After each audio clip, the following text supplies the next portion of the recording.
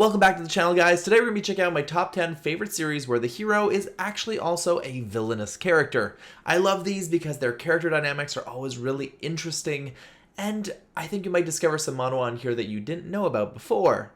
Leave a comment down below if there was something new at the same time. Do like and subscribe to the channel, and let's jump right into it.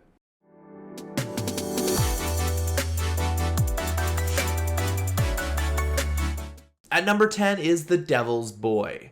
This one follows a protagonist that got bullied to no end and ends up making a wish, basically to the devil of this world, that grants him a chance to get back at those that harmed him in exchange for his soul. There's more to the story than just that. There's this bigger scheme or bigger plot behind things, and that he in the end is just manipulated and a pawn of a larger idea. But in a world where you like characters that are doing some pretty dastardly demonic and devilish things, this one is worth checking out.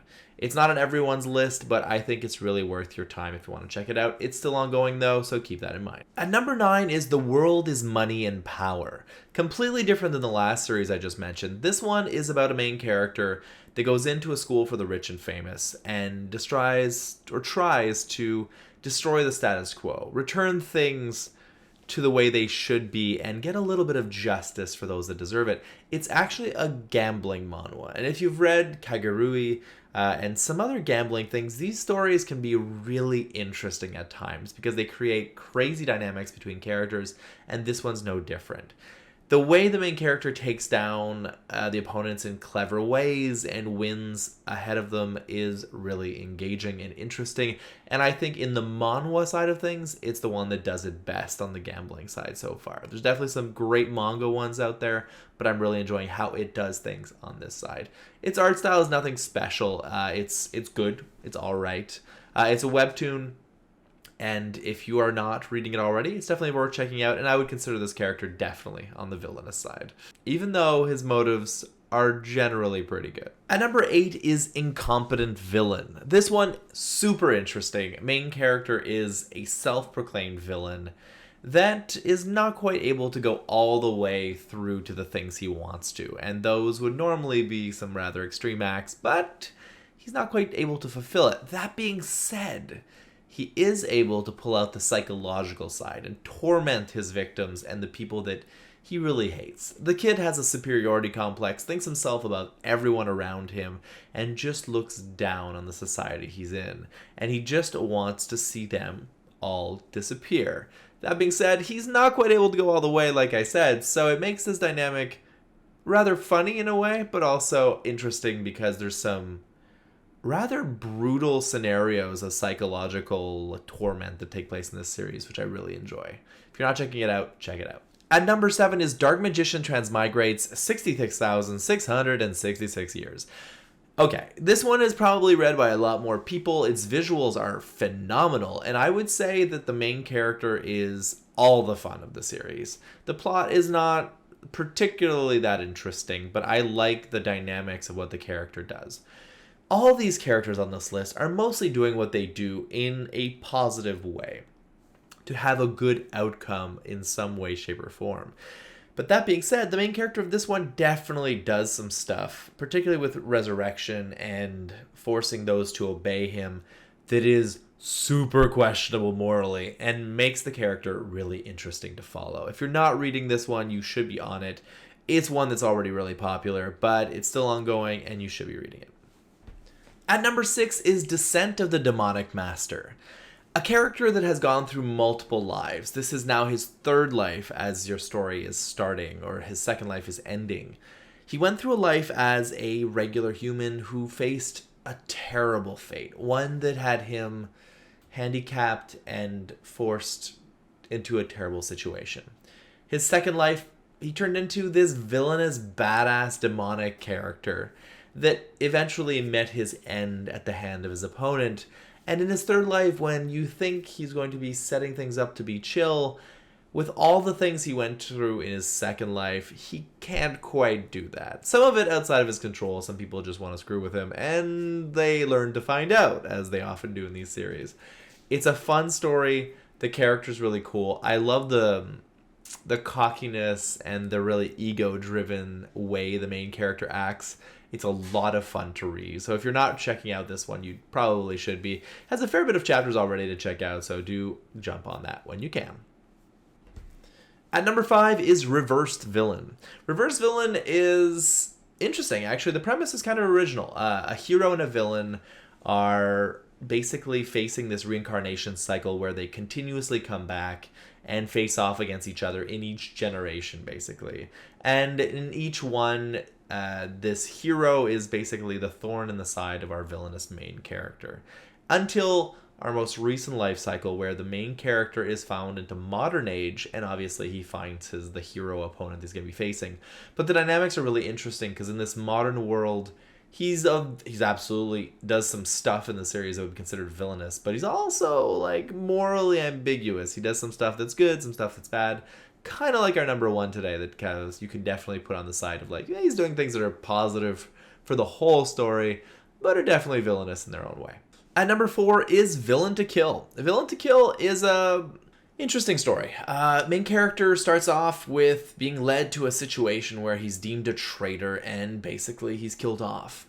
This happens all in the first chapter. Not huge spoilers here, but basically he's reincarnated into, or more like he inhabits another body where he's actually in a villain body.